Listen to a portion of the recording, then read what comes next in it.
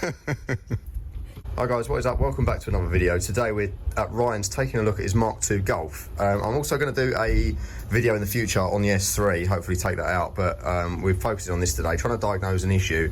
Got a bit of knocking going on, so we're trying to figure out what that is, and we're also doing install some interior footwell lighting. So Ryan's going to chat us around the car, just kind of tell us a bit about it. It's of course not a daily, it's more of a project. Yeah. And here is how it sits at the moment. So colour, I'm interested about colour, apart from obviously the extreme lacquer peel, paint peel itself. Yeah. It is an oak green, I think is what the actual colour is. Obviously it doesn't look oak green, it's very dusty, but yeah, there you go, you can see a bit of oak green. Yeah, it's nice in the sun when you catch it in the right light. Yeah. Let's see if I can actually, I mean it's a bit dusty, but I can't really point you to a point of the car where it looks how it should. Yeah.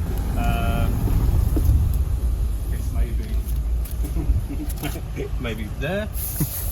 That's probably the best you're going to get. Yeah. But it's a 1992 8-valve Mark II GTI.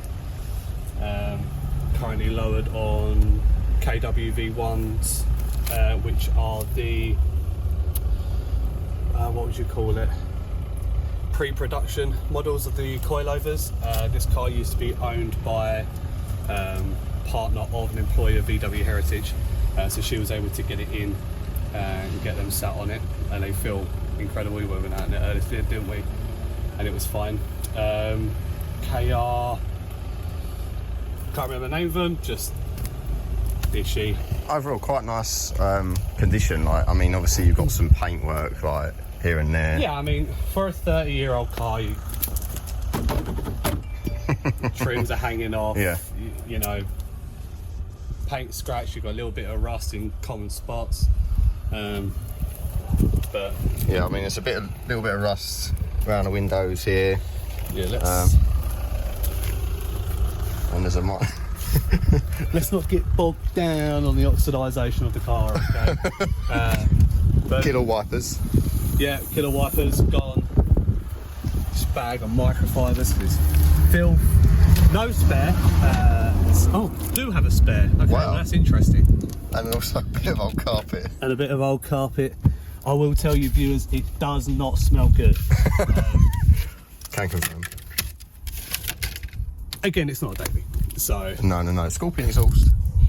Yep. Nice stance though to it. Like, I assume this is like space. Is it spaced or is it just like really sure. Deep dish wheels? I think they're just very dishy. Yeah. I feel like it's a staggered setup. Yeah. Because the dish is definitely different front to back. Yeah, I think I'd probably say maybe 105 horsepower from factory. I could be very wrong. Please don't shout at Dan, because we both don't know. We're winging it, but yeah, I like the colour, and I think I mean it's a nice project. Like, it's one of them things where they're well sought after, aren't they? They're getting there. Yeah, they definitely are getting there these days. I mean, I picked this one up for, personally, a bit too overpriced, but I wanted an oak green, I wanted a 3-door, and I wanted a GTI. Yeah. So I can't complain. No, that's it. So you kind of have to take what you can get, can't you? And yeah, it's nice kind of learning the personality of the car as well, and that kind of thing.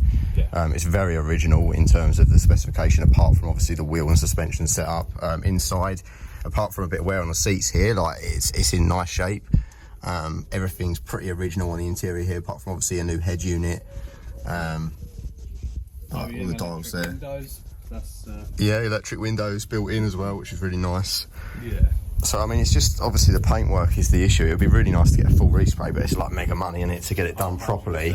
But you've just got the front grille replaced with the kind of the OEM original with the logo, because you had the.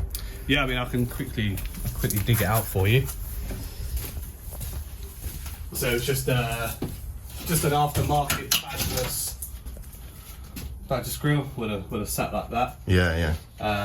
So obviously the only issue now is getting the body coloured trim that goes along the bottom. Yeah, you can see it's visible. You can't really see it too well on camera actually with the light, but There's just a bit of trim missing along the bottom there, but it does look nice and original when it sits really nice. And actually, in a weird way, I think the lack of peel actually adds character. Like, it's not. Yeah. No, that's exactly what I was thinking when I bought it, because I'm not in a huge rush. I'm quite particular, obviously, with the Audi. Yeah. But looking at that, it just looks like it deserves to be like that. Yeah, exactly. It should be like that. Yeah, because it's got history. It's got a story. It's getting on, absolutely. So, shall we pop the bait in? Yeah.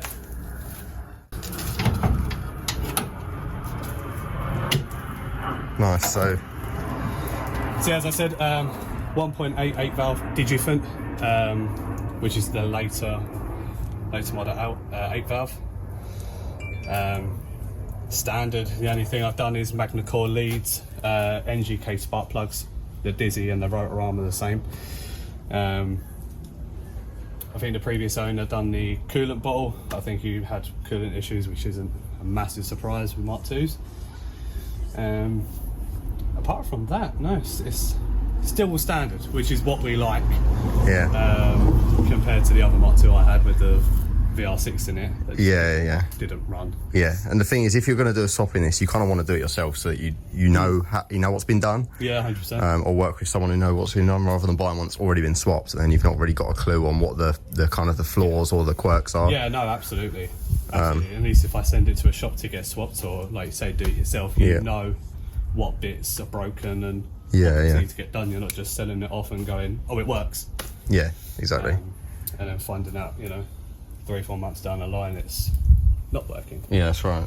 So, I mean, the idea today is we're just going to try and get to the bottom of the kind of the knocking and get some answers on that. So we're going to take the car out, have a little bit of a run in it, and just kind of see what we can hear and see what we can see. It could well be just exhaust or manifold, because you were saying that like the manifold on this isn't quite right. Is that right? No. So obviously, again, I could be wrong, but this is what I've found through some forums and Facebook groups and so on and so on.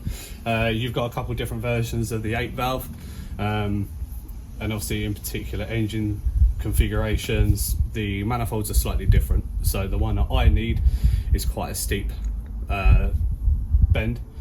With this one, it's quite a smooth bend. So what we're finding is where it's got an aftermarket exhaust, and it's a 4-to-1. One of the top tubes are then hitting the tunnel. So that could be causing an issue, but we can't pinpoint it. Yeah, it could be a number of things. I mean, it could well be an issue with the actual engine itself. We're going to have to dig into it a little bit more.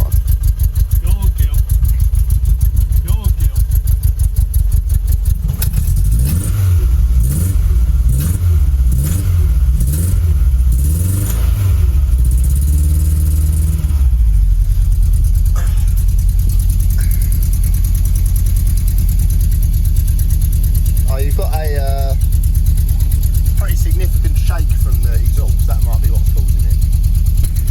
Look at that go. She is twerking.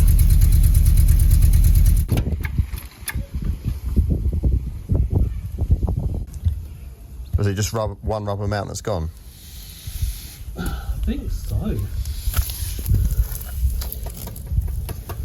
Oh dear. That explains why the exhaust was twerking so bad. Powerflex, is it? Yeah, so you can see. God, it does. It looks melted all the way. It does. You can see how shiny it is. Yeah. And it almost looks burnt and. It's like a bit wet in it where the rubber's gone down. But again, this might be, God knows how old. Yeah. Powerflex has been I don't know when that was put on. Yeah. Are the engine mounts uprated, you know? No, I don't know. We're not professionals. No. We never claimed to be fair. No. Idiots working on old cars.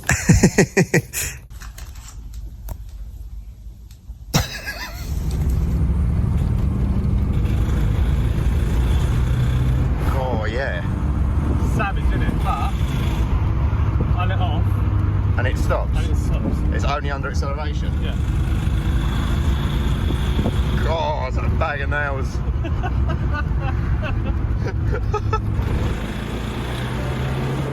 She's a minter.